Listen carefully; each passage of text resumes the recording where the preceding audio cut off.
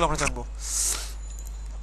তো চলেন শুরু করা যাক। আমরা এখন শিখবো হচ্ছে চাইল্ড থিম এটা কেন এবং কি জন্য আমার এটা কাজে লাগবে, বুঝতে পারছেন? তার আগে আমরা একটু দেখি এক্সামটা অন করা কিনা সুইচ।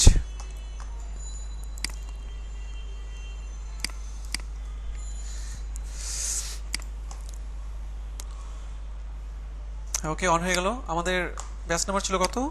52 এর মধ্যে ক্লাস করছিলাম আমরা, তাই না?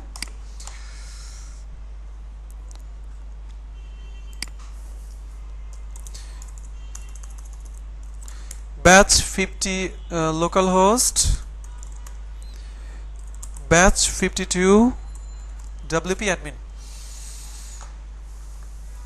তবে চাইল্ড থিমটা ইম্পর্টেন্ট আপনার জন্য, কাজ করার ক্ষেত্রে ইম্পর্টেন্ট, বিশেষ করে ফ্রিল্যান্সিং করার ক্ষেত্রে এটা লাগে। আর Genesis one kind of child theme, Genesis framework one kind of child theme. Genesis নিয়ে আমি মানে ওই যে ফরজ কাজ শেষ হওয়ার পরে আমরা সুন্নত নফল নিয়ে আমরা আলোচনা করবো আর কি, বুঝতে পারছেন?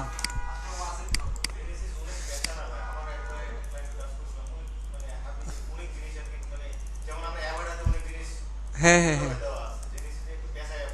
একটু প্যাচা জেনেসিস চাই কেন? একটু সিকিউরিটির জন্য চাই। আর নাম শুনে জেনেসিস একটা সময় মার্কেটে ছিল থিসিস।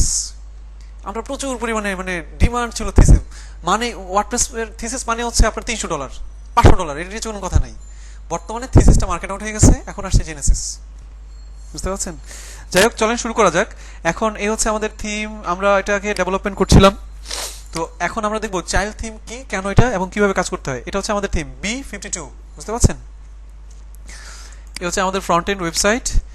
ধরেন এটা ক্লায়েন্টের কাজ, ক্লায়েন্ট আপনাকে থিমটা দিয়ে বললো, সাপোজ আমাদেরকে দিয়েছিল কাজ, আমরা যেহেতু আমাদের মানে আপনার মানে আমরা ক্লাস ফুলি শেষ করি নাই, মানে আমরা থিমটা শেষ করতে পারিনি, আমরা চলে গেলাম, ক্লায়েন্টকে বললাম যে ঠিক আছে যাও, আমার পেমেন্ট দিয়ে দাও, আর কাজ করবো না।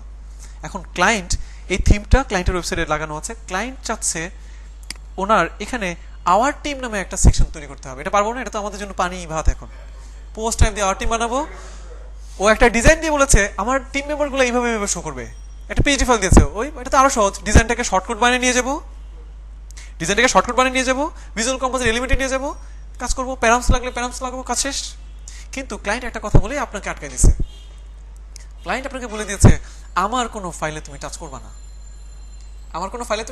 আমার যে ফাইলগুলো আছে টাচ করবে না। কারণ এই ক্লায়েন্ট এর আগে অনেক জায়গায় শুনেছে অথবা নিজেও ফেস করেছে, ফ্রিল্যান্সারকে কাজ করতে দিয়েছে function.php নাই।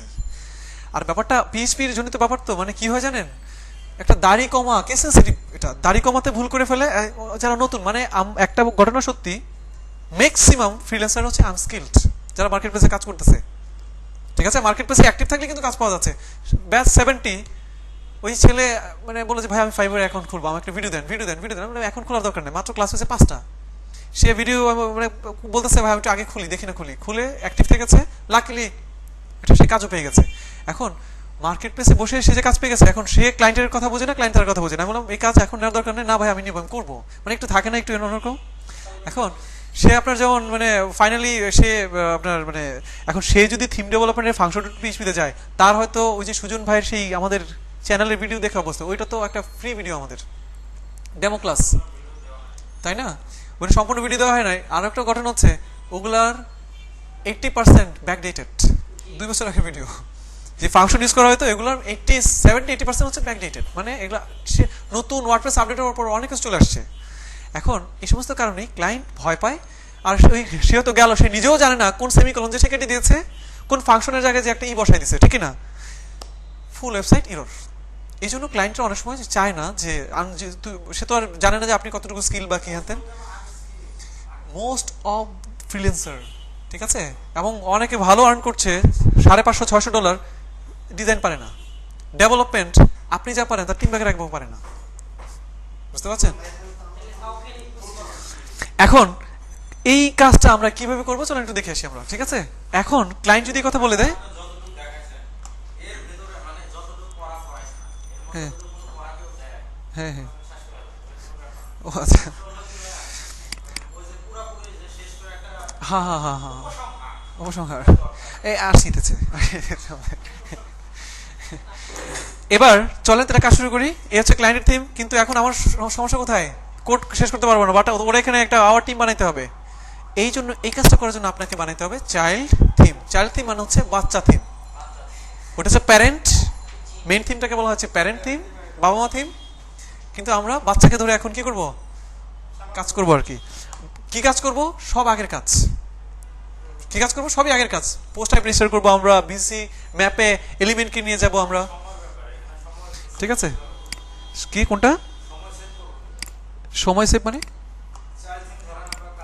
হ্যাঁ হ্যাঁ হ্যাঁ, না কোনো সমাধান নেই, কোনো কিছু নেই, same to same, same to same. এক্সাম্পে গেলাম, এসি ডক্সে গেলাম, এবার চলেন আমরা বানাই, চলেন বানাই। আচ্ছা আমরা তো এখন বুঝলাম কেন আমরা চাইল্ড থিম বানাবো, তাই না?